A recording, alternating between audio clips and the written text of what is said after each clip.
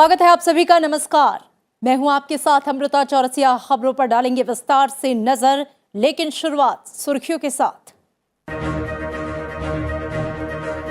Corona के मद्देनजर संसद के बजट सत्र के दौरान खास व्यवस्था। 2 फरवरी से सुबह राज्यसभा और शाम 4 बजे से होगी लोकसभा की कार्यवाही। 241 दिन बाद देश में कोविड के सर्वाधिक 22.5 लाख सक्रिय मामले। पिछले 24 घंटे में मिले 3,06,000 नए मरीज।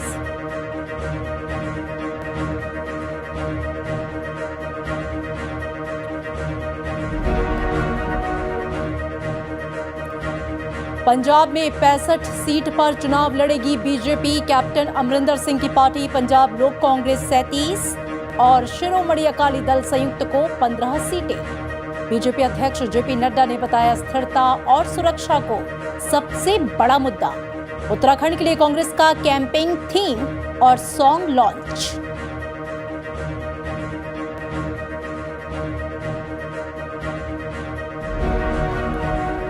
आत्मनिर्भर भारत के लिए वोकल फॉर लोकल अभियान को आगे बढ़ाएं युवा पीढ़ी। राष्ट्रीय बाल पुरस्कार विजेताओं के साथ संवाद में बोले प्रधानमंत्री नरेंद्र मोदी। कहा, कुछ नया करने की हिम्मत और हौसला ही आज भारत की पहचान।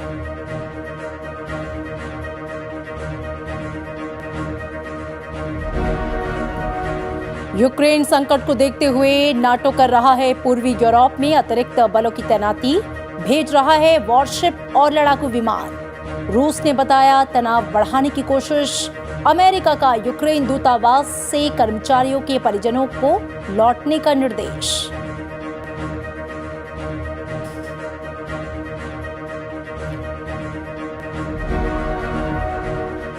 बिकवाली और वैश्विक कारणों के चलते शेयर बाजार में बड़ी गिरावट। सेंसेक्स 1,546 अंक और निफ्टी 568 अंक लुढ़का।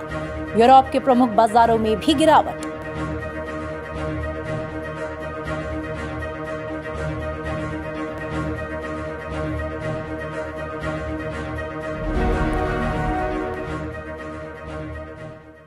कोरोना के मद्देनजर संसद के बजट सत्र के दौरान खास व्यवस्था की गई है।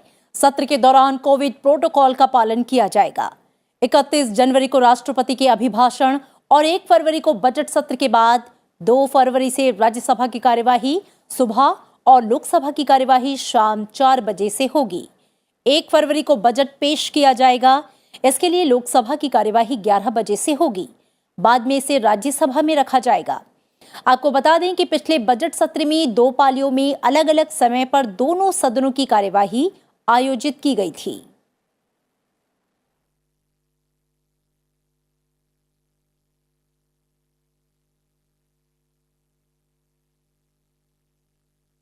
देश में कोविड के सक्रिय मामले लगातार बढ़ रहे हैं। 22.5 लाख जो संख्या है वो अब हो गई है, जो 241 दिन में सर्वाधिक है। देश में एक दिन में कोविड के 3,06,000 से अधिक नए मामले सामने आए हैं। वहीं पिछले 24 घंटों की बात करें तो 2,43,000 से अधिक रोगी स्वस्थ भी हुए हैं। देश में अभी 22,49,000 से अधिक लोगों का कोरोना वायरस संक्रमण का इलाज चल रहा है, जो कुल मामलों का 5.69% है। पिछले 24 घंटों में कोविड-19 के उपचाराधीन मरीजों की संख्या में 62,130 की वृद्धि दर्ज की गई। देश में मरीजों के ठीक होने की राष्ट्रीय दर घटकर 93.07% हो गई है। संक्रमण की दैनिक दर 20.75% और साप्ताहिक दर 17.03% दर्ज की गई।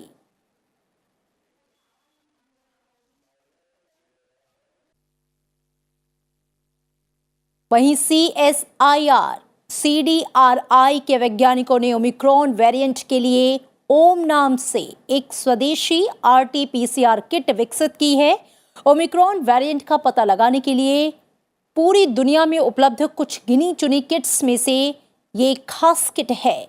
ये किट जीनोम सीक्वेंसिंग की तुलना में ओमिक्रॉन वेरिएंट की तुरंत और कम कीमत में प्रभावी जांच उपलब्ध कराएगी। ये किट फरवरी के मध्य तक इंडिकोव ओम नाम से बाजार में उपलब्ध हो जाएगी।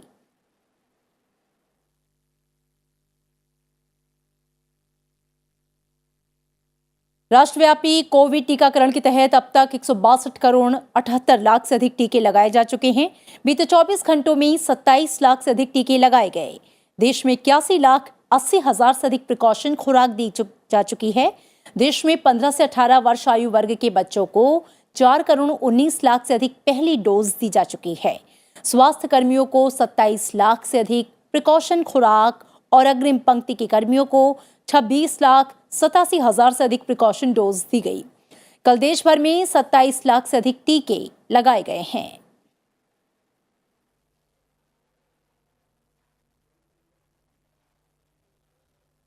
और चलिए अब बुलेटिन में बात करते हैं 5 राज्यों में होने वाले विधानसभा चुनाव से जुड़ी खास खबरों की।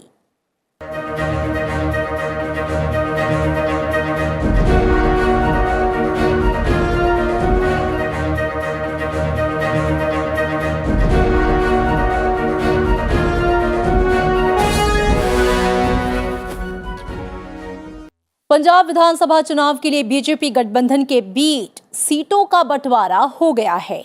आज दिल्ली में इसकी औपचारिक घोषणा की गई। समझौते के तहत बीजेपी 65 सीटों पर चुनाव लड़ेगी। वहीं कैप्टन अमरिंदर सिंह की पार्टी पंजाब लोक कांग्रेस 37 और सुखदेव सिंह ढींढसा की पार्टी संयुक्त अकाली दल ढींढसा 15 सीटों पर चुनाव लड़ेगी। गठबंधन की घोषणा करते हुए बीजेपी अध्यक्ष जेपी नड्डा ने कहा कि पंजाब बॉर्डर पर स्थित राज्य है। देश की सुरक्षा के लिए पंजाब में स्थिर और मजबूत सरकार बनना आवश्यक है। उन्होंने कहा कि पंजाब में आज जमीन माफिया, रेत माफिया, ड्रग माफिया प्रदेश को खोखला कर रही हैं। ऐसे में बीजेपी गठबंधन माफिया राज को खत्म करने का प्रयास करेगी। गठबंधन की औपचारिक घोषणा से पहले कैप्टन अमरिंदर सिंह और एसएस ढींढसा की अमित शाह और जेपी नड्डा के साथ बैठक हुई। इस बैठक में पंजाब बीजेपी के प्रभारी गजेंद्र सिंह शेखावत भी मौजूद रहे।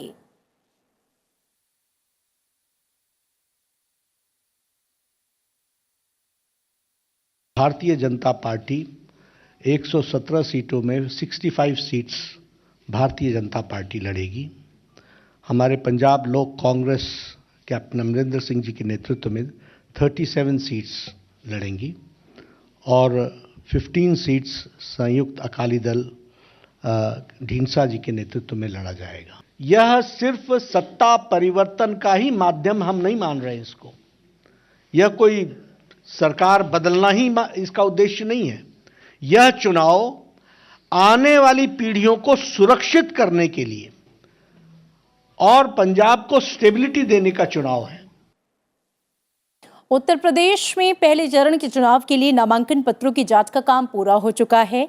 इसके बाद प्रत्याशियों की अंतिम सूची जारी की जाएगी। 27 जनवरी को नाम वापसी और चुनाव चिन्ह का आवंटन होगा। प्रदेश में 10 फरवरी को पहले चरण का मतदान होना है। उत्तर प्रदेश के दूसरे चरण के साथ गोवा और उत्तराखंड में विधानसभा चुनाव के लिए नामांकन का काम जारी है। उत्तर प्रदेश में तीसरे चरण और पंजाब के एक ही चरण में होने वाले विधानसभा चुनाव के लिए नामांकन दाखिल करने की प्रक्रिया कल अधिसूचना जारी होने के साथ शुरू हो जाएगी। उत्तर प्रदेश में तीसरे चरण का मतदान 20 फरवरी को 16 जिलों के 59 विधानसभा क्षेत्रों में होगा।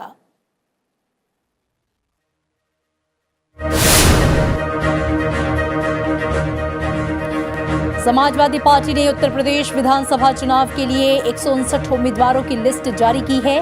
इसमें समाजवादी पार्टी के अध्यक्ष अखिलेश यादव का नाम भी शामिल है। अखिलेश यादव मैनपुरी के करहल सीट से चुनाव लड़ेंगे। वहीं पूर्व मंत्री मोहम्मद आजम खान रामपुर से चुनाव लड़ेंगे।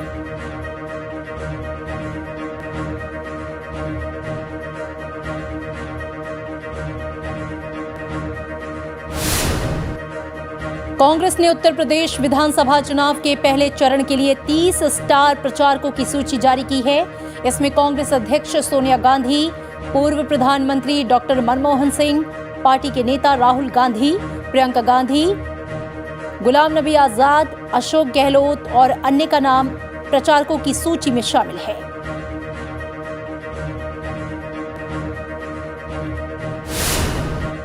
समाजवादी पार्टी के निवर्तमान विधायक सुभाष राय भारतीय जनता पार्टी में शामिल हो गए हैं।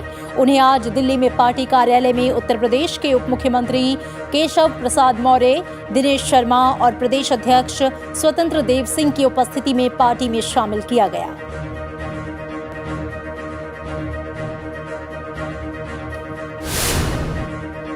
छत्तीसगढ़ के मुख्यमंत्री भूपेश बघेल ने उत्तराखंड कांग्रेस की चुनावी कैंपेन और गीत चार धाम चार काम को लॉन्च किया। इस मौके पर उत्तराखंड के पूर्व मुख्यमंत्री हरीश रावत भी उपस्थित रहे।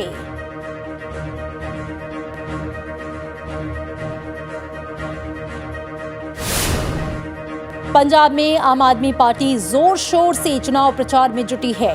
दिल्ली के उप मुख्यमंत्री मनीष सिसोदिया ने मजीठिया में घर घर जाकर चुनाव प्रचार किया और पार्टी के लिए वोट की अपील की।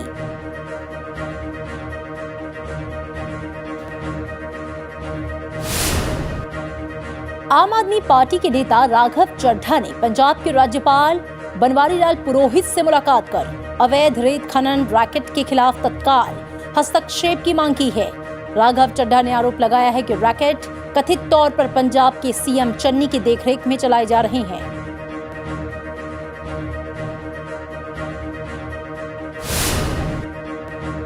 पंजाब में विधानसभा चुनाव से ठीक पहले अकाली दल नेता बिक्रम सिंह मजीठिया को पंजाब और हरियाणा हाई कोर्ट से तगड़ा झटका लगा है। हाई कोर्ट ने ड्रग्स मामले में मजीठिया को सोमवार को उनकी अग्रिम जमानत की अर्जी को रद्द कर दिया है।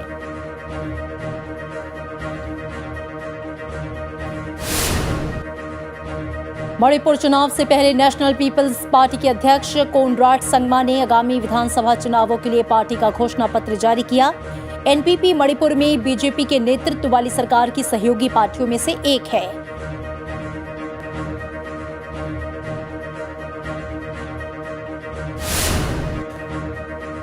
कोविड को लेकर चुनाव आयोग के नए दिशा निर्देश के बाद गोवा सरकार ने चुनाव प्रचार में कुछ राहत दी है। डोर टू डोर कैंपेन के लिए अब 5 की जगह 10 लोगों को अनुमति दी गई है। साथ ही हॉल की 50% क्षमता या 300 लोग के साथ इंडोर कैंपेन की अनुमति दी गई है।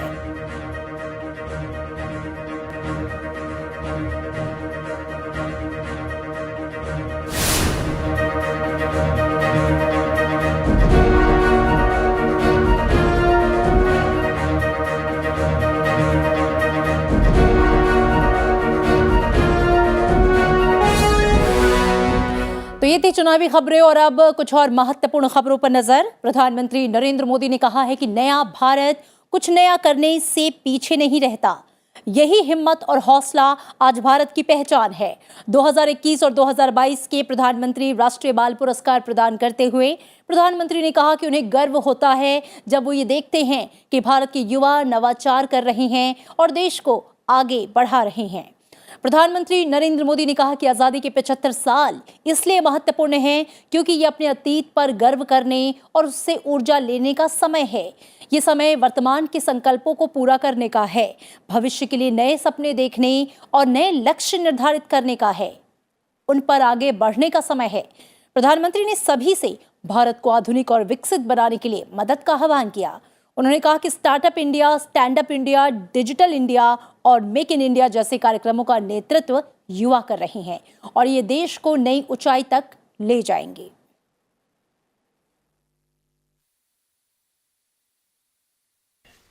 आपकी पीढ़ी और आपके लिए है।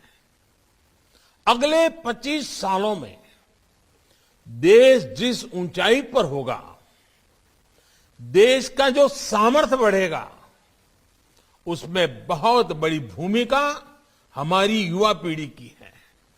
आप लोग ही हैं जो इन सब बदलावों से खुद को जोड़कर देखते हैं, इन सब के लिए इतना एक्साइटेड रहते हैं। इस मौके पर प्रधानमंत्री ने राष्ट्रीय बाल पुरस्कार विजेताओं के साथ बातचीत भी की। उन्होंने ब्लॉकचेन प्रौद्योगिकी के जरिए राष्ट्रीय बाल पुरस्कार विजेताओं को डिजिटल प्रमाण पत्र प्रदान किया और प्रत्येक पुरस्कार विजेता को 1 लाख रुपए की राशि उनके खाते में डिजिटल ट्रांसफर की गई।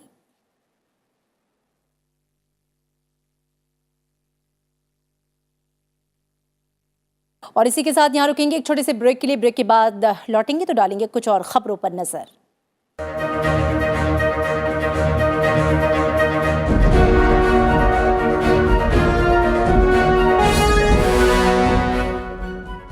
Bhavna, do you know what is special on 26th January? Well, Diksha, that everybody knows that India celebrates it as momentous occasion, Republic Day. Absolutely. We all celebrate Republic Day on 26th of January, but why I'm asking this question is because of the reason I simply want to know the meaning of republic or being a republic. Well, Diksha, when we say in the Indian context, our constitution came into effect on January 26, 1950, and in the form of preamble, India was declared as sovereign, socialist, democratic, secular republic. That's simply true, Bhavna, but this is just one part of the answer. The complete answer lies there in our special show, We the Republic, at 8:30 p.m. only on Sunset TV.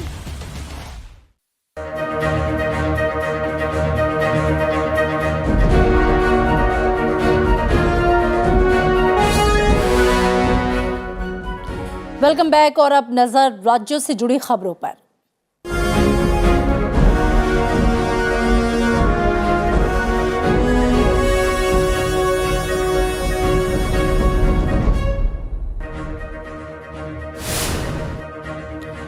Bihar के विधानसभा अध्यक्ष विजय कुमार सिन्हा ने आज लोकसभा अध्यक्ष ओम बिरला से उनके आवास पर मुलाकात की। विजय कुमार सिन्हा ने ओम बिरला को बिहार आने का निमंत्रण दिया। दोनों नेताओं के बीच विभिन्न विषयों पर चर्चा हुई।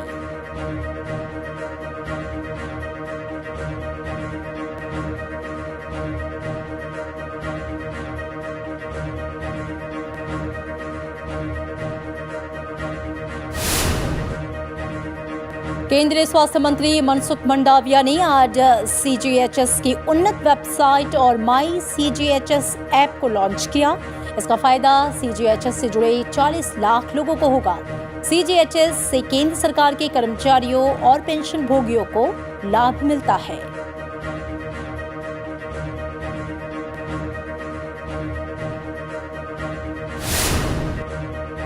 असम सरकार ने टाटा सन्स के चेयरमैन रतन टाटा को राज्य के सर्वोच्च नागरिक सम्मान असम वैभव से सम्मानित किया।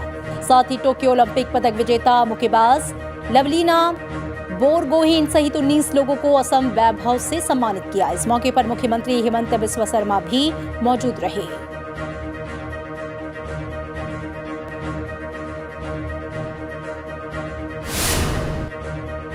जननायक कर्पूरी ठाकुर की जयंती के मौके पर मुख्यमंत्री नीतीश कुमार ने अपने आवास में आयोजित समारोह में उनकी तस्वीर पर माल्यार्पण कर उन्हें श्रद्धांजलि दी। इस मौके पर मुख्यमंत्री सचिवालय के अधिकारी मौजूद रहे।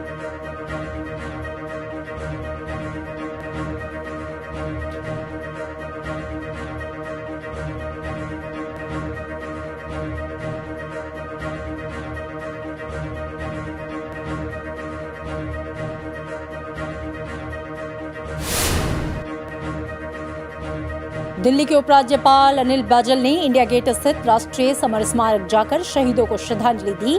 आगंतुक पुस्तिका में अनिल बैजल ने लिखा कि राष्ट्रीय समर स्मारक वास्तव में एक ऋणी राष्ट्र की ओर से सर्वोच्च बलिदान देने वालों के लिए एक उचित श्रद्धांजलि है।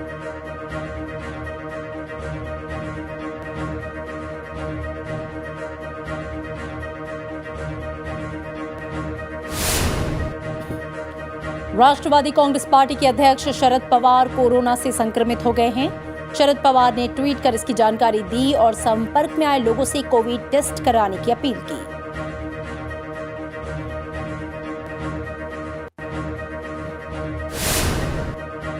उत्तराखंड सरकार ने कोरोना वायरस के बढ़ते प्रकोप के बाद 12वीं क्लास तक के सभी सरकारी और प्राइवेट स्कूल को 31 जनवरी तक बंद रखने का फैसला लिया है। इससे पहले स्कूलों को 22 जनवरी तक बंद किया गया था। इसके अलावा आंगनबाड़ी केंद्रों को बंद करने की घोषणा की गई है।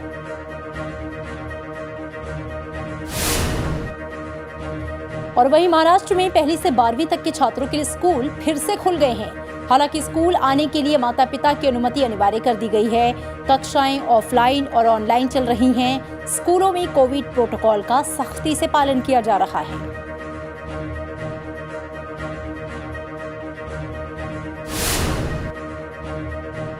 दिल्ली की अदालत ने 2019 में CAA और NRC के खिलाफ प्रदर्शन के दौरान भड़काऊ भाषण देने के मामले में JNU के छात्र शर्जील इमाम के खिलाफ राजद्रोह का अभियोग तय किया है। अभियोजन पक्ष ने ये दावा किया है कि शर्जील इमाम के बयान से हिंसक दंगे हुए। शर्जील जनवरी 2020 से ही न्यायिक हिरासत में है।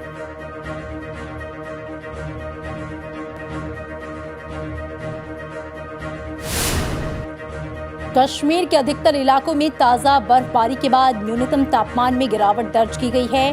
डोडा में बर्फबारी के बाद चारों तरफ बर्फ की मोटी परत जम गई है। घाटी के कई इलाके विशेषकर दक्षिणी कश्मीर में हिमपात हुआ है।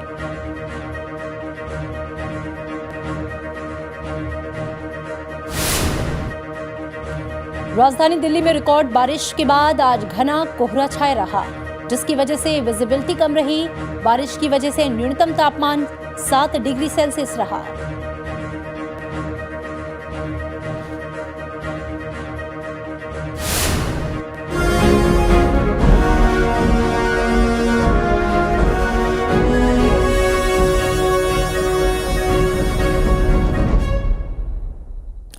तो ये थी राज्यों से जुड़ी प्रमुख खबरें। और अब कुछ अंतर्राष्ट्रीय खबरों पर नजर। अमेरिकी फेडरल रिजर्व की तरफ से ब्याज दरें बढ़ाने की घोषणा, कोविड और यूक्रेन संकट समेत कई कारणों से आज शेयर बाजार में गिरावट दर्ज की गई है। आज शेयर बाजार में बड़ी गिरावट के बाद क्लोजिंग हुई। आज जहां सेंसेक्स करीब 1546 अंक की गिरावट के साथ 57,491 के स्तर पर बंद हुआ, तो वहीं निफ्टी 468 अंक की गिरावट के साथ 17,149 अंक के स्तर पर बंद हुआ। विदेशी संस्थागत निवेशकों की पूंजी निकासी जारी रहने से भी बाजार धारणा पर असर पड़ा है। बाजार में शुरुआत गिरावट के साथ हुई और दोपहर के कारोबार में बिकवाली और तेज हो गई। Tata Steel, Wipro, Tech Mahindra, Titan, Reliance Industries और HCL टेक नुकसान में रहे। यूरोप के प्रमुख बाजारों की बात करें तो यहां के कारोबार में भी गिरावट का रुख रहा।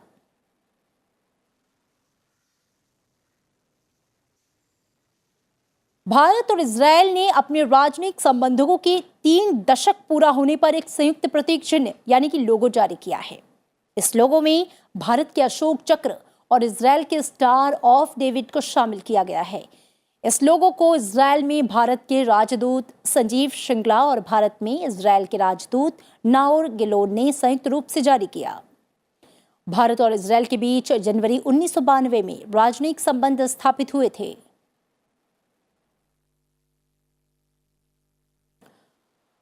इधर नाटो यूक्रेन के पास रूसी सेना की तैनाती के बीच पूर्वी यूरोप में अतिरिक्त जहाज और लड़ाकू विमान भेज रहा है। वहीं बढ़ते हुए यूक्रेन संकट को देखते हुए अमेरिकी विदेश मंत्रालय ने यूक्रेन स्थित अमेरिकी दूतावास में काम कर रहे सभी अमेरिकी कर्मियों के परिवारों को राजधानी कीव छोड़ने का आदेश दिया है। अमेरिकी विदेश मंत्रालय ने कहा कि कीव स्थित दूतावास खुला रहेगा। कीव स्थित अमेरिकी दूतावास के कर्मियों के आश्रितों को परामर्श दिया गया है कि उन्हें यूक्रेन छोड़ देना चाहिए। उसने ये भी कहा है कि दूतावास में कार्यरत गैर जरूरी कर्मी सरकारी खर्चे पर देश छोड़कर आ सकते हैं। अमेरिका सरकार ने ये कदम ऐसे समय में उठाया है जब यूक्रेन की सीमा पर रूस की सैन्य मौजूदगी बढ़ने के कारण तनाव बढ़ गया है। उधर नाटो ने कहा है कि वो बाल्टिक सागर क्षेत्र में अपनी मौजूदगी बढ़ा रहा है। 30 देशों के सैन्य संगठन के कई सदस्यों ने अपने सैनिक और साजो सामान भेजे हैं। वहीं रूस ने कहा है कि नाटो के इस कदम से यूक्रेन में तनाव बढ़ेगा। अमेरिका के विदेश मंत्री और रूस के विदेश मंत्री सर्गेई लावरोव ने तनाव कम करने के लिए शुक्रवार को वार्ता की थी, लेकिन कोई सफलता नहीं मिली। उधर चीन और ताइवान के बीच भी तनाव जारी है। चीन ने 39 लड़ाकू विमानों को ताइवान की ओर भेजा है। चीन की ओर से इस साल ताइवान की ओर भेजा गया लड़ाकू विमानों का ये सबसे बड़ा जत्था है। ताइवान के रक्षा मंत्रालय ने बताया है कि चीन ने 24 J-16 लड़ाकू विमान और 10 J-10 विमान, सहायक विमान और इलेक्ट्रॉनिक लड़ाकू विमान भेजे हैं। ताइवान की वायु सेना ने इस गतिविधि का पता चलने पर अपने विमान भी फौरन रवाना किए और वायु रक्षा रडार प्रणाली से चीन के विमानों पर नजर रखी। इससे पहले चीन के सर्वाधिक 56 विमानों ने पिछले साल अक्टूबर में ताइवान की ओर उड़ान भरी थी।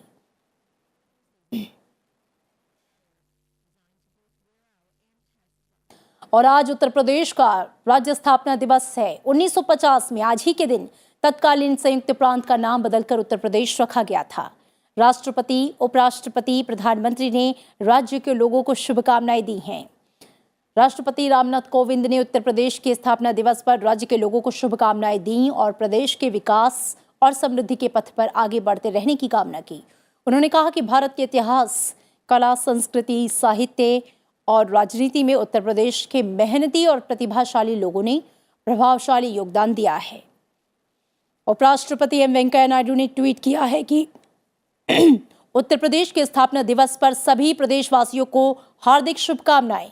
उत्तर प्रदेश इतिहास, अध्यात्म, साहित्य और संस्कृति की धरती है। राष्ट्रीय जीवन में राज्य के लोगों का महत्वपूर्ण योगदान रहा है। उनकी कामना है कि यह प्रदेश प्रगति की नई ऊंचाइयों को छुए।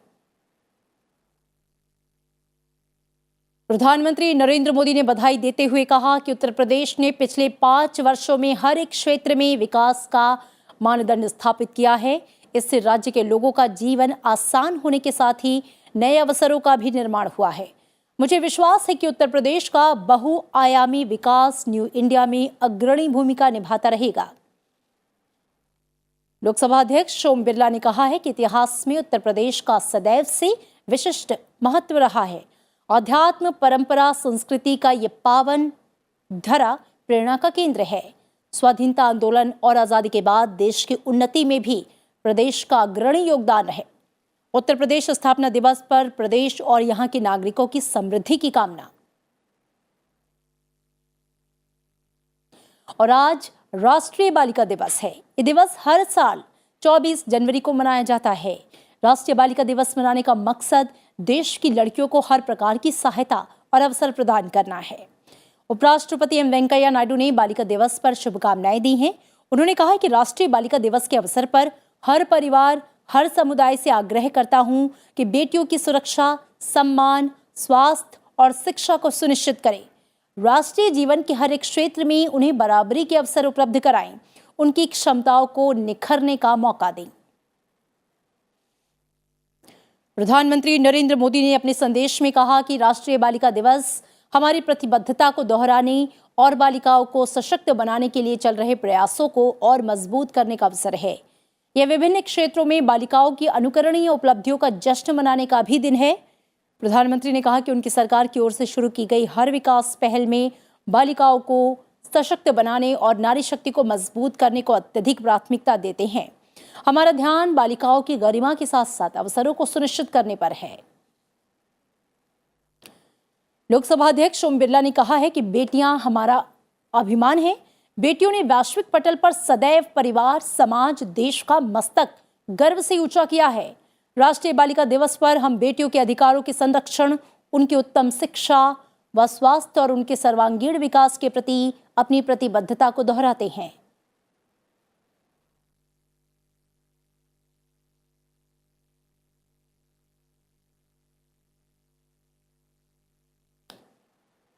और इसी के साथ इस बुलेटिन में इतना ही। चलते चलते आपको छोड़ जाते हैं गणतंत्र दिवस पर भारतीय नौसेना की धुन के साथ। दीजिए इजाजत। नमस्कार।